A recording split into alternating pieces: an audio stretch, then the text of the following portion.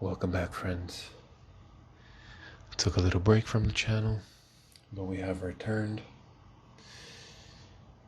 A special hello to my 6 subscribers. I hope you are watching this. Send a comment if you are. Of the civil principality. Turning to the case of a private citizen who eschews nefarious means and intolerably violent methods, and instead curries favor with the citizens to become prince, here called a civil principality, achieved neither by virtue nor by fortune, but rather by lucky astuteness. This kind of rulership is reached with the favor of both the people and leading citizens. Every city is made of these two elements created by the fact that the people do not want to be commanded or oppressed by the prominent leaders, and the prominent leaders wish to command and oppress the people. From these two instincts are born 3 outcomes: a principality, or a liberty, or an unbridled license. A principality arises when either the people or the prominent citizens see an opportunity to dominate. The prominent leaders, scared of the populace, back the reputations of one of their own so that they can work their purposes under his shadow. Or the populace, scared of the prominent citizens, sees an opportunity to raise one of their own who will defend their interests. One who assumes leadership with the help of the prominent citizens or oligarchy has more trouble maintaining his position than one raised by the populace. A prince raised by other prominent leaders finds himself constrained because the others surrounding him are his equals and will not be commanded by him or easily managed. One who is raised by the populace finds himself alone, surrounded mostly by people ready to obey. It is hard, moreover, to please equals and other great citizens without hurting someone, but it is easier to help the populace. The interest of the populace is more honest than those of prominent citizens who want to command and oppress, while the populace only wants to be free of oppression. On the other hand, an unfriendly populace is very hard to manage because they are many, while, since prominent citizens are few, a prince can manage them. The worst a prince can expect from the populace is to be abandoned by them. But if the prominent few are against him, not only may they abandon him, but they also may conspire against him. They see more clearly and are themselves more astute, are out to save and advance themselves and support whomsoever can win. A prince always has to live with the same populace, but he can do without other leading citizens whom he can suppress or favor every day, wrecking or making their reputations. To be clear as to important personages, the noblemen, either they help in governance by their ways to favor the prince's fortune, or they don't. Those who help out are not rapacious, need to be honored and loved. There are 2 ways of dealing with the others. Either they behave this way because they are pusillanimous and naturally flawed, in which case the prince needs to rely on the most wise and expert among his counselors, because in times of prosperity they will honor him, while in adversity there is nothing to fear from them. But with those who behave this way purposely and consciously, and for motives of ambition, it shows they think first of themselves rather than of the prince. Against these, the prince needs to be on guard.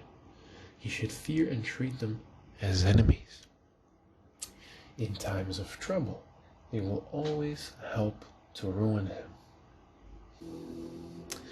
One who becomes prince through the favor of the populace needs to keep it friendly. This is easy because all the populace wants is not to be oppressed. But one who reaches power by favor of great personages needs at all costs to curry the favor of this populace, which is easy if he appeals for its protection. People, when they get something good, they are expected something bad, admire their benefactor more, and the populace is even more favorable if the prince can win this favor in many ways. Each prince differs. There are no rules or certainties, so we will skip this. In conclusion, a prince needs a friendly populace. Otherwise, in adversity, there is no hope. Nabida, prince of the Spartans, survived the blockade of the Greece in a victorious Roman army and defended his home-laden state, surviving the original onslaught. He needed only to defend himself against a few enemies. If he had had the populace against him, this would not have sufficed. This is true, despite those who repeat that trite proverb, who counts on the populace builds on mud. This may be the case when a man of the people counts on them and promises to liberate them from the oppression of enemies and magistrates. Such a person may be deceived, as were the Gracchi in Rome, 2nd century before Christ, and as was Giorgio Scali in Florence in 1382. But when a prince who can rule as a man of valor, who avoids disaster, who is otherwise prepared, who serves the universal common good, if he counts on the populace, he will never be deceived, and will have built on a solid good. Princes rising from a civil to an absolute principality should be aware. Either they are alone in arms or command through magistrates. In the latter case, they are weaker and at greater risk, because they depend on the people who follow the magistrates. The magistrates, in difficult times, can easily withdraw the support of the state, act against the prince, or refuse to obey. The prince cannot quickly seize absolute power. The citizens and subjects, used to the commands of the magistrates, and in cases of conflict, will not obey the prince. They will always doubt him in difficult times. Such a prince cannot rely on things as they are, when there is peace and people count on the prince. Then they want to do and promise everything for him, and where there is no danger, to die for him. But in difficult times, when the state needs support of its citizens, very few come forward.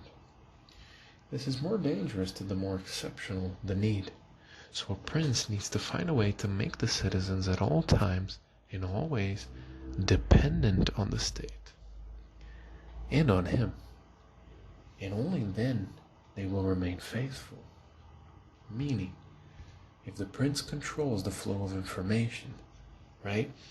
If the prince is able to make other people, its citizens of the principality, rely on him, and he himself came from the bottom to the top, yeah? Then he is able to keep his principality. Otherwise, prepare to go down under. Unfortunately, right? On different times, you will be left alone. People will forget what they told you and what you told them, and you will fall, never to be seen again. Very sad. We've seen it happen before. Guys and girls, that was the very short chapter of the civil principality. Again, very suspicious PDF that we're reading. However, I think the main message of this chapter was fairly understandable. Leave a comment again if you watch the whole thing, if you listen to the whole thing, and I will see you in the next video. Signing out. Bye bye.